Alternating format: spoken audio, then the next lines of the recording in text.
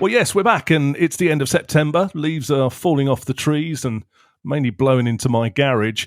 It's largely been raining, though, here in the UK, but we're still eking out those last few classic car days before giving into autumn and winter. I got out in Mindmax yesterday for a good blast in the sunshine. It was sunny yesterday. If you want to know where, just follow the oil drips around Farnham Town Centre. You'll basically be able to see my route. But there's still a few cars out and about, aren't there? Have you seen anything? Yeah, I saw actually a TR6 this morning, and I saw somebody driving the TR6 in one of those World War II kind of flying jackets with sheepskin collars, which when I was younger, used to think they look really bad, but now I kind of quite like them. What do you think of those? Well, you know what that is. That's because the heater doesn't work in the TR6, isn't it? They're just freezing. I've been trying to put the heat on in my Sunbeam Alpine, actually, in the last few days. And I don't know whether I installed it back to front the controls back to front when I put it in, but essentially I don't know what's hot and what's cold, and then the blower sounds a bit asthmatic as well, so it doesn't really do much good. But I've seen a few things around in the last week, a couple of VW campers in town. A Mark II Jag came down the high street the other day, which was really nice. I put this next one on Instagram, actually, Volvo P1800 that I saw parked up in Sainsbury's, all amongst the bland modern cars. It was in a very rare light blue. That's on Instagram if you want to have a look at that one. And I saw a valiant sort of E-Type Roadster driver dodging the showers down the dual carriageway with a hood up. But those days are sort of ticking away. I mean, probably my last hurrah in the Sunbeam Alpine yesterday. I gave it a good Italian tune-up so it can rest up for the winter. But we'll see. I'm optimistic I might eke another day, but it's getting cold out there, especially in a convertible. It's with really, no heater. really cold. With no heater at all. Exactly that. So, where have you been and what have you seen then, other than that? I just went to CCA Auctions briefly. We'll talk more about that in a bit. But here's the big story. After 2 years of planning, I've sold my Porsche 912 and got a new car. Here's a hint to what it might be. Go on.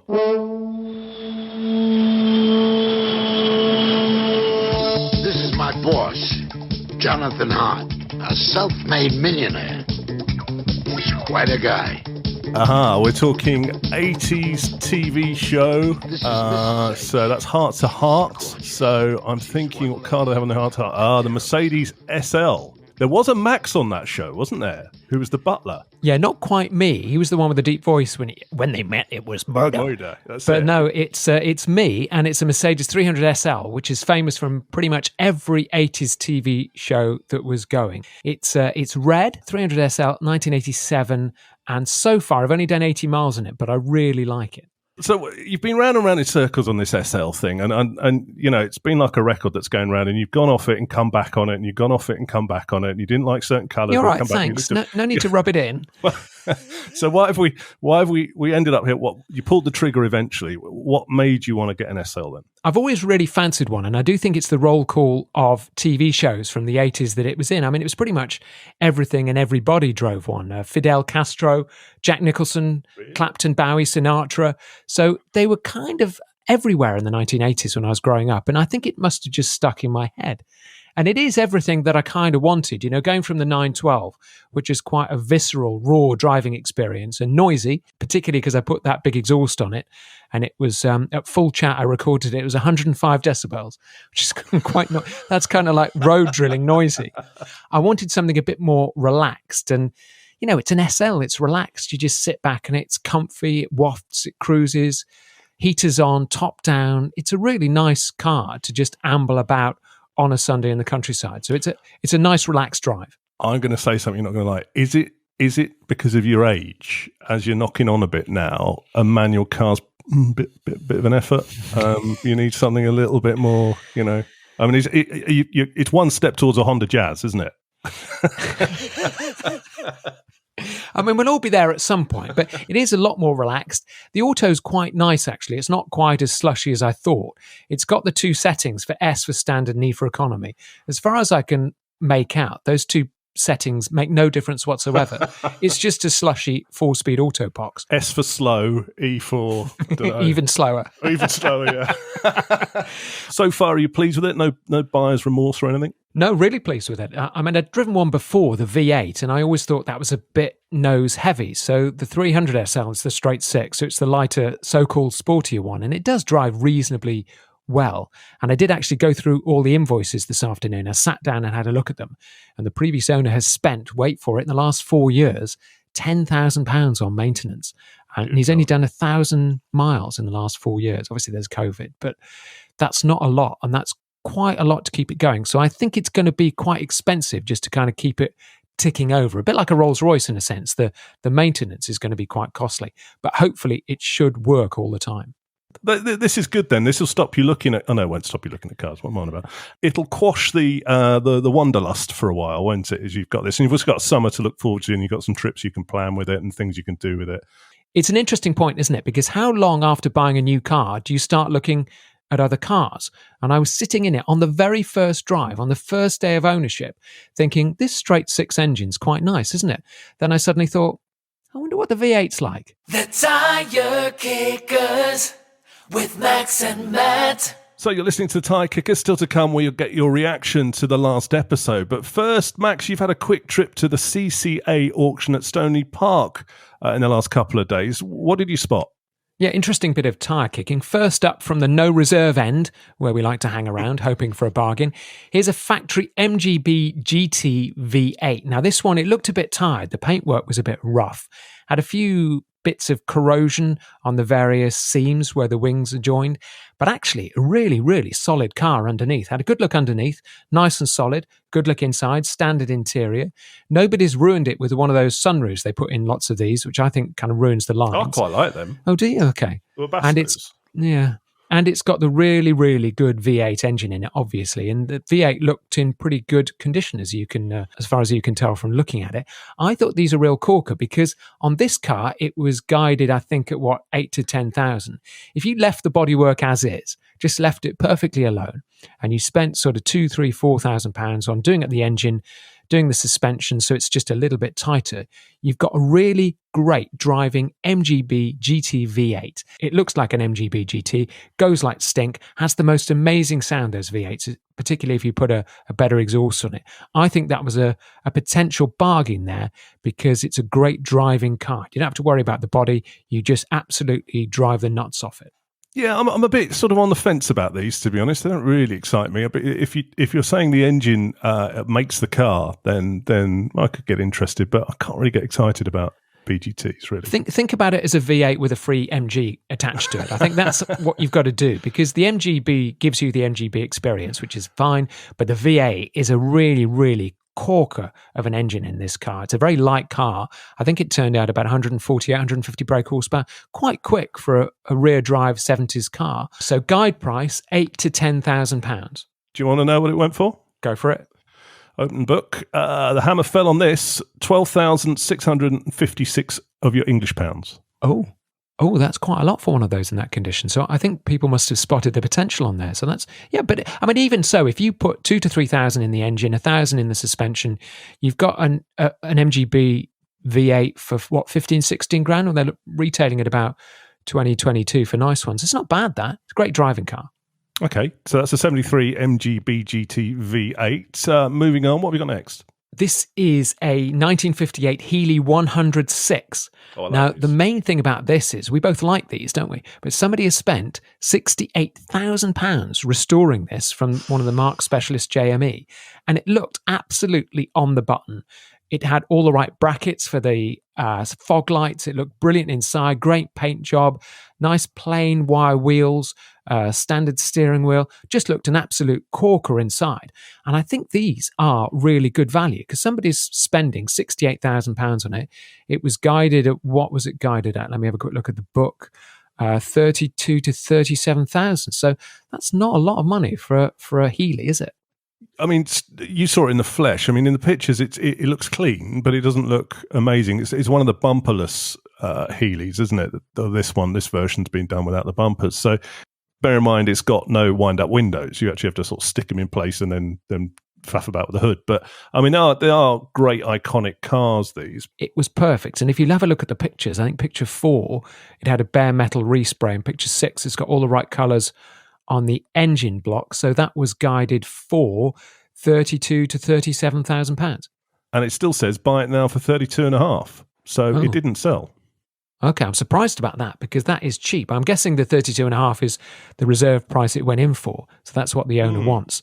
That is cheap. £68,000 restoration, and you can get it for 32.5. Wow. Moving on from something from the late 50s and quite sort of special and glamorous to, what is this? A 1990 Volvo Coupe?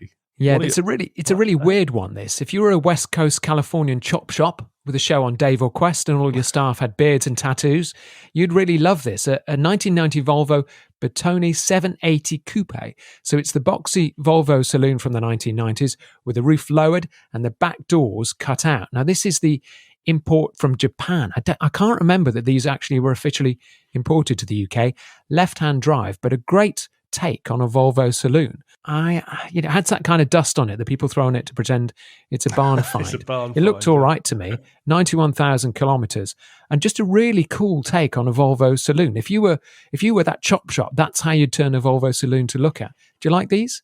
Well, were they serving Kool-Aid in the cafeteria there? Because I don't know what you're on, because it looks boring to me. Oh, whether or not it's a Bertone coupe or not, it still looks. No, okay. It looks a slabby Volvo to me. I'm not selling this to you, but I think the coupe, I think turning that kind of boring Volvo saloon into something special is quite an interesting take, and I think the Japanese loved them. I can see why it probably didn't come to this country because it was quite an expensive car new, but that was guided at £10,000 to £12,000. Yeah, well, somebody wanted it. I think the word "something special," turning into something special, I sort of take issue with it because I don't think it's achieved that. But somebody wanted it. It sold for just over 7,313. Cheap car, man. Very rare as well. And talking of Japanese, you've gone back to the 70s with a Datsun 260Z. Why did this catch your eye?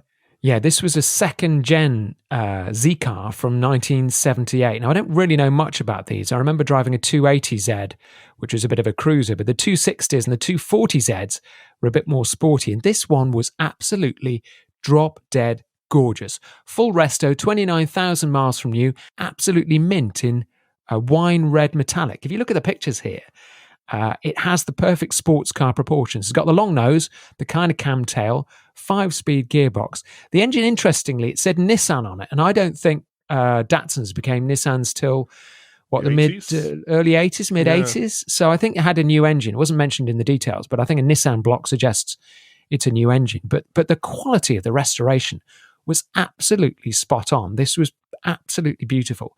Great car. That guided for 35 to 40,000, which I think for something that's rare. Remember, most of them rusted away, as did their 70s sports car contemporaries. 35 to 40 grand. That's quite a good buy. Yeah, they do look good, these. I don't normally get excited about Japanese stuff, but the 70s stuff, there's something about it. As you say, it's got that kind of sports coupe, perfect proportions with it. 3 carburetors on it. Good luck keeping those in tune. But actually, it's Japanese, so it should be all right. And as it's an import, it's a right hooker as well. So it's very, very usable. Looking at the results, though, it's still up for a buy it now for 34,000. So that didn't sell either. Okay. I mean, the market for Japanese classics is not huge, but 34,000 for a fully restored car is quite cheap, isn't it? I wonder if that engine isn't original and that put a few people off who know their stuff. But yeah, I think that's a good buy. Also with classic cars as well, I think people, it's an emotional purchase for a lot of people, especially at this end of the market. So, an MGB is an easy sell, a TR6 is an easy sell, a Triumph Stag is an easy sell, maybe a big old Merc is an easy sell. A sort of Japanese coupe, what are you going to do with it? If you're passionate about these, it's quite a niche market, I guess. If you're passionate about it, you're going to drive it around and talk to other people who are passionate about it, but you're not going to find that many of them, possibly. I don't know. There's somebody who comes to one of the meets here with an old Mazda, and it's really interesting, but sort of after 5 minutes, you've got nothing to really add to the conversation because it's not something that because you don't know it as well, do you? Exactly that. Yeah, it's not because it's a good car or a bad car, but it's just it's interesting. And actually, some of those sort of 70s Datsuns and Mazdas and stuff are time warp cars. This one less so, but some of them with the old brown velour and stuff in, they really are from another era. Here's a great story from just the details. It says, complete with original bill of sale for £6,263, less a trade-in allowance for a Triumph TR7. So you got so fed up with your TR7, you went to a Datsun. Who can blame them? Tells you all you need to know about that 70s car market, doesn't it? Who can blame them?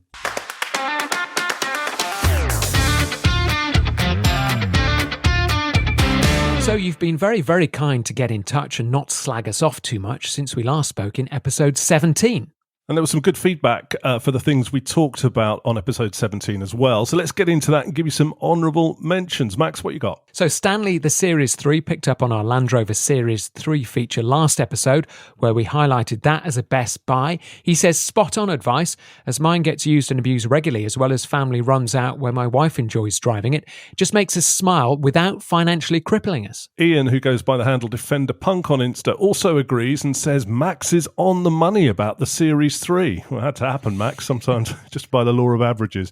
He says, I've never had anything but compliments about my Series 3 and smiles as well when people see it, even though it does sort of stink out a high street once in a while and leaks oil on a friend's drive. That is the problem of them. Even if they look like sort of perfect with the nice canvas on the back and stuff, they are belchers and they are drippers, aren't they? It's like a Swiss Army knife. You'll probably cut yourself on them at some point, but it is a really useful, great all-round tool.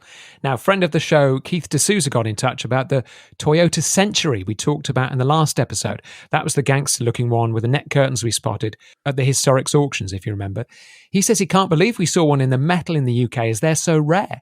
He says in Japan they were ordered with wool over leather seats, as this is the highest trim level in Japan. Good knowledge, Keith. He says they were the Rolls-Royce of Japanese cars. Yeah, crush them. Lots of you saying well done on us getting to the final of the Independent Podcast Awards. Thank you very much. The event is next month in London. We're looking forward to it. And we'll let you know if we're winners or just a couple of losers. Also, another plug for the Classic Motor Show in November, Max. Yes, we're doing this show live at 3 o'clock on the Saturday. I think we're live-ish. We'll still have to edit out all the many mistakes. And you can get £2, a massive £2 off a ticket just by knowing us. Go online to get your tickets in advance and enter the promo code TIREKICKERS3 for your discounted ticket. I'm shouting because that's in capitals. And hopefully see you there. Yeah, all the details are on there. It looks like quite a good show this year. It's quite a big one. It's an anniversary show. Lots going on. It is the big classic car show of the year at the NEC in Birmingham. So come along to the show, get your £2 off a ticket, and come and watch us clowns put a podcast together. What more could you want? Or £3. Now, we love your input on the show, and here's something we got spinning up from a suggestion. Last time round, listener Jago Brett suggested doing a slot to work out the best classic car wheels. We've been thinking about this a lot since we talked about it, and we've got some good responses on Instagram, some photos on there from the CCA auction to get you thinking about it. Oh, that's where you took those photos. I was wondering where you got those from. I thought they were quite well done for you. And screenshots, screenshots taken off a monitor. No, yeah. So the wheels are on there, so you can. What do you mean? What I normally do? The wheels are on there if you want to have a look while we're talking about this on our Instagram feed at the Tire Kickers UK. But yeah, you've had some input on that. Thank you for commenting on that post. 350 Munro said, I've got pepper pots on my Jag XJ12. I think they were Series 3 XJ wheels. So they obviously come from another car, but seem to suit the car. So yeah, that sometimes happens with these wheels, doesn't it? Yeah, I think they were on Series 3 XJ6s and XJ12s, I think. And I also think they made an appearance on XJSs as well. But I think they were the later kind of like Jag wheels. OMG Motors says the best wheel has to be a Cosmic, a rare wheel that actually works on everything from the VW Beetle to a Mini. I remember it on Beetles. I can't remember it on Minis, actually. I do remember Cosmic wheels. Anyway, here's some of our favourite wheels. I'll start here with the Wolf Race Chrome Slot Mag as fitted to Series 1 Lotus Esprits. This is my very favourite wheel. Look at that. This is on a white Series 1 Lotus Esprit, same as the James Bond one. And those slot mags just look amazing. So are they just the Lotus thing, these slot mags? No, I think Wolf Race was an independent UK manufacturer, and it was on all kinds of things, actually. People used to put them on Mark 1 Escorts and Vivas, so it was quite popular at the time as an extra, but Lotus put them on as standard on the Series 1 Esprits. It just looks cracking. Well, I see your slot mags, and I raise you. What about the Jaguar Dunlop aluminium alloys with the 3-prong knockoff spinners, the sorts that were fitted to D-type jacks? What do you think of those?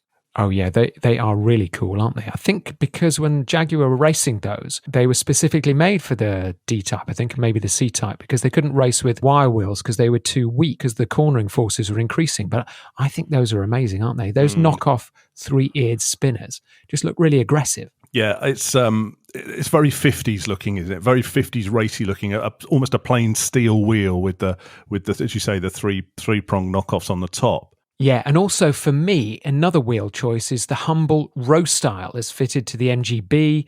I think early Capris had it, and my favourite all-time chariot to wear row styles is the Rover P5B, where at the time in the various road tests they were described as raffish and gaudy. But look at that, I think they look so cool. Yeah, they do. They suit some cars and don't suit others. I mean, I've seen them on other cars, row styles, and you just think, well, no, they don't look right. But certain cars, those cars that you mentioned, the MGBs, the Rover P5, they just do suit it. Some more listener interaction. Southern Cars UK says that picking her favourite wheel of all time is too hard. She said it depends on the car for her. And I agree. You know, row styles do suit some cars, they don't suit others. Wire wheels suit some cars and don't suit others. Chris Hayward, Triathlon, also got involved. He suggests the Hallebrand Cobra. What do you make of those, Max? Yeah, they're very nice, aren't they? They seem to be on all those Cobra replicas, and that's a good solid wheel. Again, with a massive spinner. It's a corking-looking wheel, isn't it? With black background and a chrome spinner. That's nice. And while we're talking about row styles and that type of thing of that era, mini lights. I've got mini lights on mine. They suit quite a lot of cars, don't they, mini lights? They don't suit all of them. Yeah, I think minis, lots of minis had mini lights. Beetles had mini lights as well. Yours looks good on mini lights, and they're quite tough wheels, aren't they? Because wire wheels, I know people really like wire wheels, but I don't. I had them on a couple of E-Type Jags, and they're really difficult to clean. And also they weren't that solid. They did tend to break. And you did that trick that if you ran a pen around them, you could hear which spokes were broken. And usually it was quite a lot of them. It wasn't like playing a perfect tune. It was like dong, dong. Yeah, from some angles, my mini lights really suit my car and some they don't. But every time I sort of think, oh, I'd like wire wheels, somebody tells me don't buy wire wheels because they're a nightmare to clean. But also, you know, every time I clean my mini lights, it takes 5 minutes to just go around with a sponge and then they shine, you know, so it's easy to do. So, yeah, I think you've got the interesting about wheels on a car, it's really, some things work and some things don't. You know, some sizes look too small, some sizes look too big. So it really does depend on the car. And I think you can certainly join the dots with certain cars, like the row styles and the MGB. They look thing like Stag Mark II Stag wheels look really good on a Stag, but I can't imagine they look any good on anywhere else because they're just sort of an odd looking wheel. Then there's all those BMW sort of wheels that only probably look good on BMWs, don't they? Yeah, true. I mean, I do like the M5 BMW E39 smoke silver alloys. I think they look, if you can have a wheel that looks sinister, I think that looks sinister. And I like the Porsche Teledars that were on the 928 and then also the 924 and the 944. They look quite cool. They're very period. Again, they wouldn't work on anything else but a Porsche. Whereas Fuchs alloys, you can put them on VWs. They look good. But those Teledars, they're very specific Porsche kind of 70s and 80s wheels. I've just got distracted. I know you were talking, but I wasn't really listening because I was looking at the. I was looking on the Instagram post. I was just sort of like gazing longingly at the body-coloured Mercedes wheels. Those dome dish wheels with the colour match on them. I mean, they do suit a Mercedes of that era. It would look odd on another car, but the wheel itself is quite basic, isn't it? I mean, the sum is greater than the thingy of its parts, or how the expression goes, isn't it? Because sometimes looking at Mercedes wheel, for example, it's quite a sort of basic wheel, but the color-coded hubcap just adds something. It just gives that period feel. And sometimes steel wheels do actually suit a car better, don't they? I think that pure look on the Mercedes is perfect. It's that classic Mercedes taxi look. And it's the same with series Land Rover wheels. That basic steel wheel looks fantastic. It suits the car. It's basic. It's utilitarian. It's kind of what the car is about. Now, I did put loads of photographs on Instagram. I would like to hear what other people think about their favourite wheels. A few people have got in touch, but do just get in touch via our Instagram or on Facebook, because I'd love to know what your favourite is. The Tire Kickers with Max and Matt. Now, we all know it's coming, but like a tax bill or the end of the school holidays, I'm really, really not looking forward to it. So, what am I talking about? Is it getting around in at the pub? Because you are a little bit shy at the bar sometimes. Oh, no, it's not. Back on track. It's electric classic cars. That's what it is. You're talking here about ripping out smoky internal combustion engine and replacing it with a clean, whirry motor and a greenish battery. We've been talking about this a fair bit in past episodes, and I've been having thoughts about this for a while because I think it could improve certainly my car. So let me try and sell you, Max, on the concept. I know from the outset you're dead against it, but let's see if I can talk you around. I'm not listening, but go for it anyway. Well, you do need to listen. That's the whole point. Look, engines do make cars. This is your argument. Classic engines make classic cars. But look, here's the thing. A lot of engines are forgettable. I would say save V8s and straight sixes and interesting engines and unique engines. But does anyone really care about a 40 horsepower Beetle engine or something, I don't know, underpowered from a Hillman Minx that was in loads of different cars? Most classics are underpowered. Electric power does change the game. Look at Land Rovers. You put electric power in Land Rovers, whoa, that's a different thing altogether. They're fast off the straight. Yeah, and they're also a little bit boring. Now, I've been thinking about this a lot as well, and I've been looking at some YouTube films, and I've been watching the films from that electric classic cars bloke who converts classic cars. Yeah. And he took out a Porsche 912. Now, obviously, I've got a lot of experience with that. He put a battery in it. He took it out for a drive, and to be honest, I think it looked boring. I mean, it just didn't look that exciting. Was sliding out all over the place. It's very impressive. And it goes very quickly like a Tesla. But where's the interaction with it? Where's the double declutching? Where's the heel and toe? Where's rev matching? There's waiting till the oil temperature gets up to speed. You know, I grew up with engines as you did. I like the fact that I have to interact with them like almost a living thing. You have to kind of understand with them. You have to interact. It's the noisy heartbeat of a car. And without it, I just think it becomes a bit boring. Now, you're going to criticize me for this, but you and I have both got Teslas as company cars. It's the most boring thing I can ever drive. You know, I've almost come to hate it because it's so dull. They were like laptops on wheels, but they're a daily car, and it's like a dishwasher, isn't it? It just does what it does. There's no emotion there. But you know, you look at the 912, for example. The things that you grew not to like with that was a noisy engine, and the fact the unreliability. Two are things which can be cured by electric motor and some batteries. It's kind of kill or cure though, because the cure of the things you don't like about it also kills the idea of it, because it's no longer something you interact with. You press a pedal, you go. You press another pedal, you stop. And it's the end. I don't think you'd take that out for a sunny Sunday drive because there's nothing to interact with. There's nothing really to think about. And I do think that an engine gives the car a bit of soul, in which an electric car doesn't have. Yeah, when it's working properly. But a lot of our classic cars spend a lot of time sitting still. They don't do much mileage. And what a car engine's not like doing, they don't like not being used, because then you get problems. So a lot of the downsides of owning a classic are oil and vibration and engines that constantly fixing and something new, and they're noisy and they're smelly. And you know, if you didn't have that engine in it and you had electric power in it, then you've got a very usable car that you can pick up and put down quite easily. But I kind of think that's also what makes it interesting, isn't it? Because an electric car, the one thing an electric car isn't. No, but it is. It's the jeopardy. Is it going to work? Is it going to start? Is it going to stop? The one thing electric cars don't have is any interest, any jeopardy. It's just a rather dull experience. And you're taking your classic car and you're turning it into something it's not. It's not really meant to be electric. It's meant to have an engine. And those engines have lasted, you know, in your car, 60 years, in my latest one, like nearly 40 years. Will batteries last for another 40 years? You'd have to probably replace them realistically every 8 or 10 years. And then it becomes very expensive. You know, engines, we all know, are polluting and dirty, and they're very unpopular now and they're out of fashion. But they have lasted. It keeps doing its job year in, year out. I don't think battery cars will do that. And then it risks the spectre that classic cars become disposable. And once they've gone, they've gone. Yeah, this is true. It does take a bit of the soul out of the car. I mean, I still do stick to my argument that some engines you will forget. And the other thing as well, the other point here with leaping with technology and saying, well, let's put an electric Tesla style or one of those Fusion Hyper 9s or whatever they're called in it, and a battery pack. At the moment, that's the technology now. That might not be the technology of tomorrow. And the danger is that if you start ripping engines out and putting today's technology in it, in fact, in 10, 20 years' time, the battery EV might not even be a thing. We might be on biofuel or hydrogen, in which case, if it's biofuel, well, we can keep our smelly old engines going because they won't be as smelly because they'll be running on biofuel. So I think we've got to be careful not to throw things out too quickly. Yeah, I think you're right, because sustainable fuels, now they're not going to supply mass transit, aren't they? No. But I do think they will supply us with enough fuel to keep going and do 3,000 miles a year, whatever. So the mass transportation can be done by batteries, which is great. Get to work, get to the gym, get to the supermarket in an electric car, fine. But you still want something at the weekend that you can interact with and enjoy.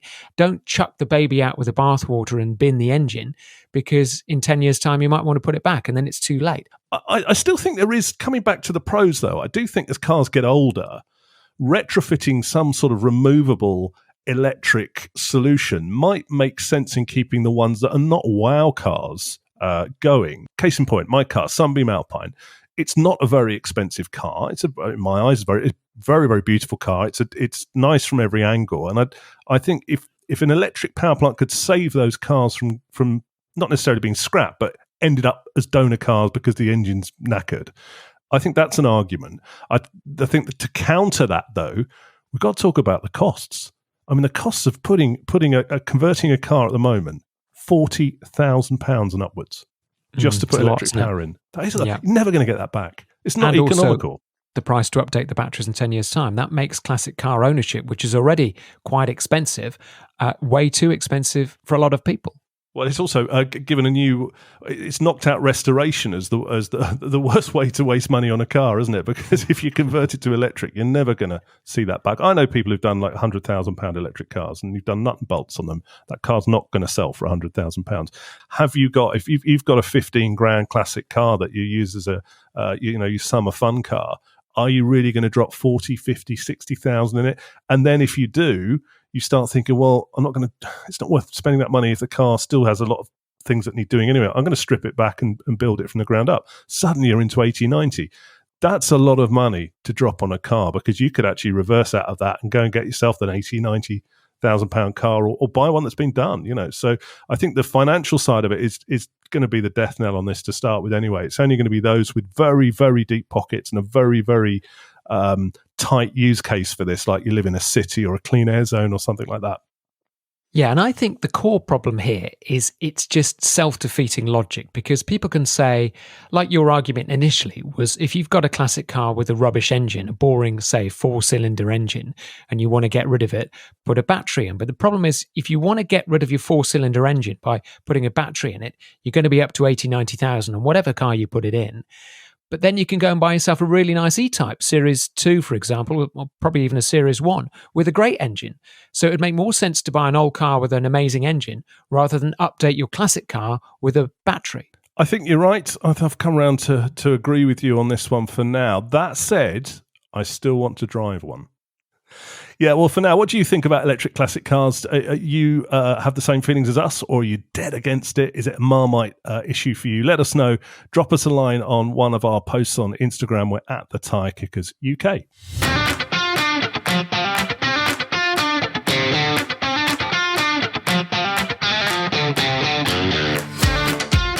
So that's it for this episode. I'm afraid if you've clung on this far, unfortunately, it's not going to get any better. Next time, in preparation for Halloween, we look at the scariest classics to own, and we ask, which are the cars that will give you nightmares? Anything with an electric motor. See you next time on the Tyre Kickers. Bye for now.